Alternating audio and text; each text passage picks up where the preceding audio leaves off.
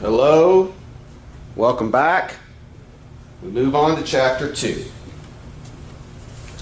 Selecting investments in a global market. So, in Chapter 2, we're going to take a look at how the capital markets, the marketplace or places where securities, where investments trade. We're going to take a look at how the markets have grown, where they're located, the various securities that we can buy and sell, invest in. It's kind of a survey chapter with a lot of introductory information about the financial markets.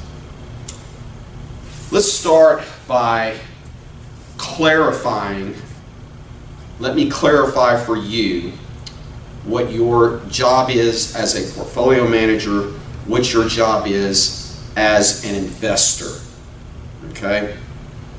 And this is going to be an eye-opening experience for you because over the 35 years that I've been an investment manager, if I asked 1,000 people, and I'm sure I have, what is it that you want from your portfolio, from your investments? Ideally, what would you like to achieve with your investments? And the answer is, I want to get a great return.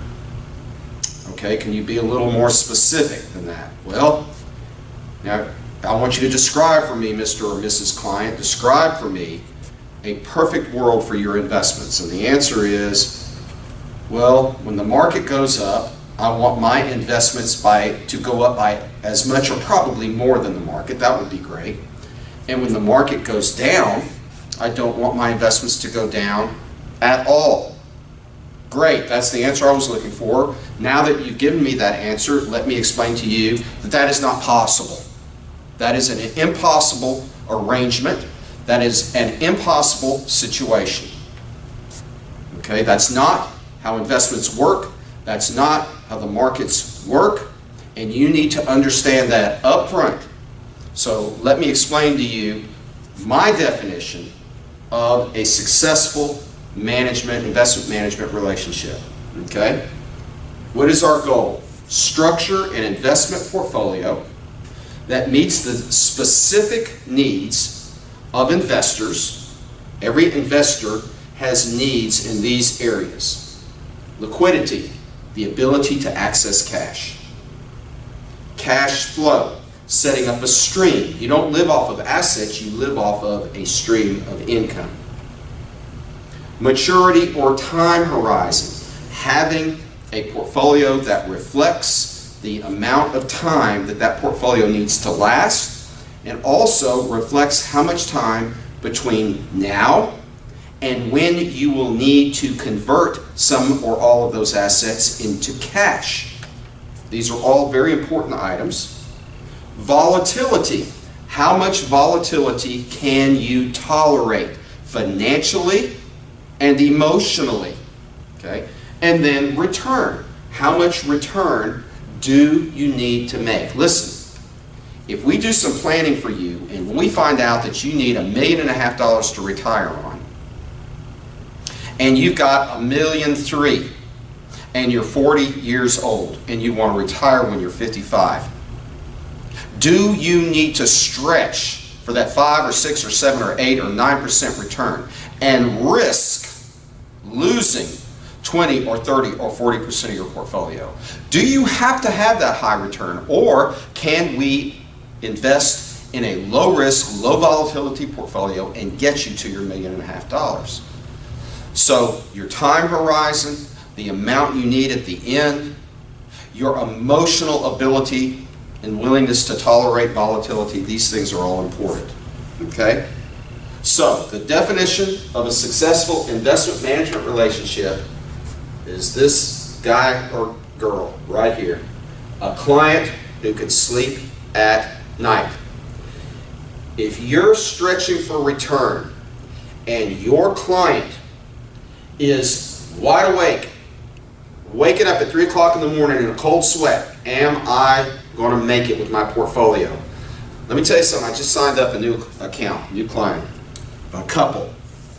And we're in the process of moving their assets from one firm to another. And this particular client, there are two of them, and they each have two accounts. Well, one of the portfolios is transferred in, and I invested it. Okay? The other portfolio is still at the other firm, and it is in the process of being moved over.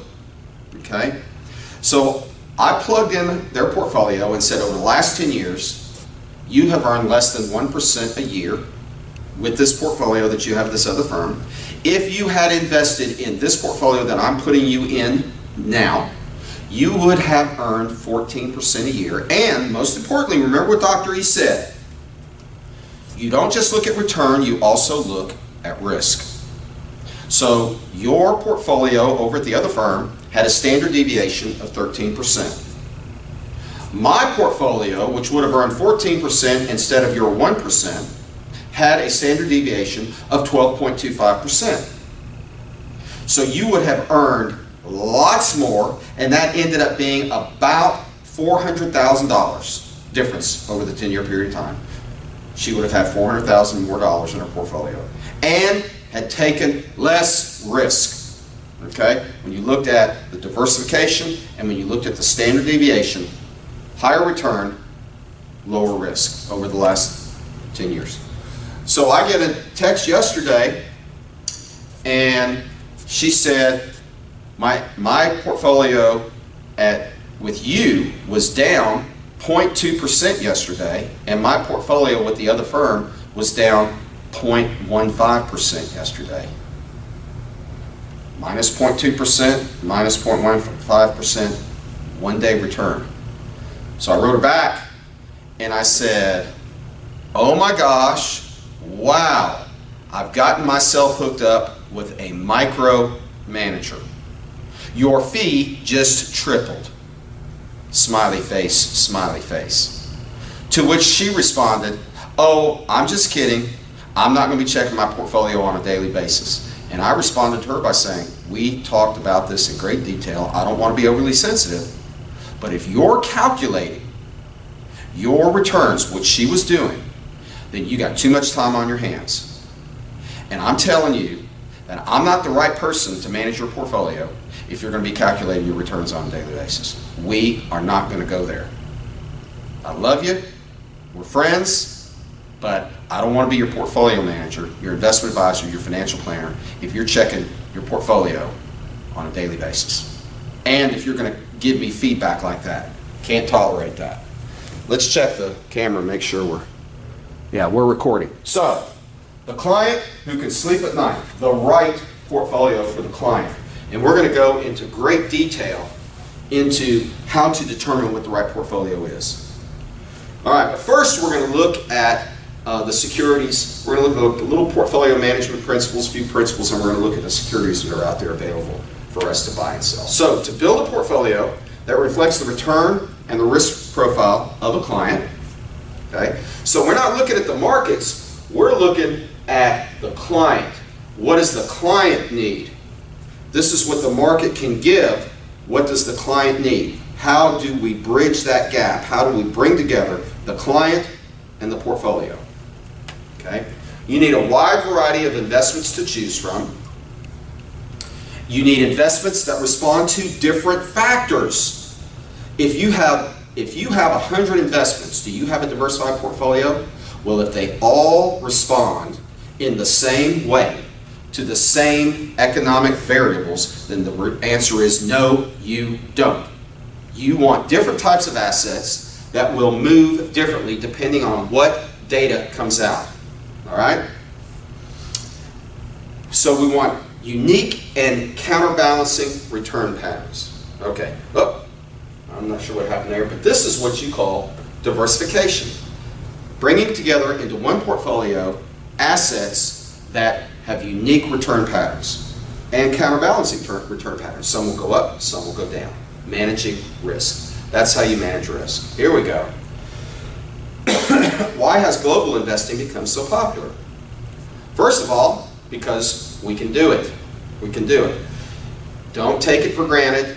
In the not too distant past, we could not invest internationally. It was very, very limited. We have advances in communications. We have advances in technology. Of course, those are related. We have advances in politics. Markets have opened up. Regulations have opened up. So we now have new markets. Here we go, the Great Wall of China. China has come a long way. China still has a long way to go. Sorry about that, saying that, my Chinese friends, but your markets are still very, very closed, and we hope to open them up to real market competition. Hopefully the leaders will understand the benefits of opening up the markets. America is a much more open market than almost any market around the world. Now you may say, well, he's an American, he's just saying that. It's true. It's true. And so these countries are coming along, and it's important that we are friendly competitors and that we have a level playing field so that the standard of living for people around the world continues to improve. And after all, that is the goal of every human being. I guess maybe two goals. One, get to heaven. And two, let's make the world as good a place as it can be for every single person living on this planet. How can we do that? Okay? Let's improve the lives of people around the world. How can we do that? Okay? Let's not worry about our form of government. Let's not worry about our leaders. Let's not worry about our entrenched interests. Let's worry about helping one person at a time achieve security, prosperity, food, shelter, clothing, security. Okay? These are the things. Clean air, clean water. All right? Opportunities to work. Okay? Let's do these things for as many people as we can. Let's figure it out. All right. And we have new types of securities. Boy, this one got us into trouble. We're going to go into detail. We went into detail on this in ManFin, credit default swaps. We're going to look at that again, I think, in a future chapter. I know I've written some details about credit default swaps. So that's a new type of security, which the regulators and the government did not understand, and the insurance companies did not understand, and the brokerage firms did not understand, and investors did not understand. And our securities got ahead of our understanding, and it almost brought down the world financial system. All right, why global investing has become so popular. So let's move on with that. Because the rates of return available on non-U.S. securities often substantially exceed the rates of return available on U.S. securities. That's right. You America firsters, we can often earn a much better return outside of America than we can in America because America is an older economy. Okay? So there are opportunities around the world. Okay? Remember that relationship between required rate of return and GDP growth.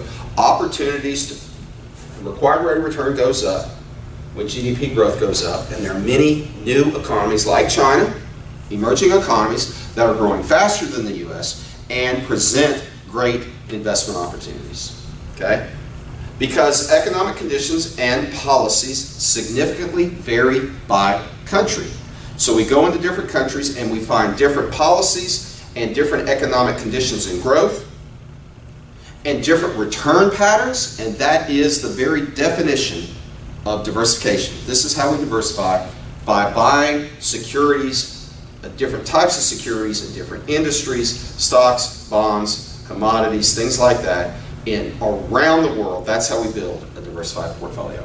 Combining a diverse return pattern into one portfolio, you can maximize your return and minimize your volatility. That relationship between risk and return, wherever you are as an investor in terms of your need for return and your ability to tolerate volatility, we can create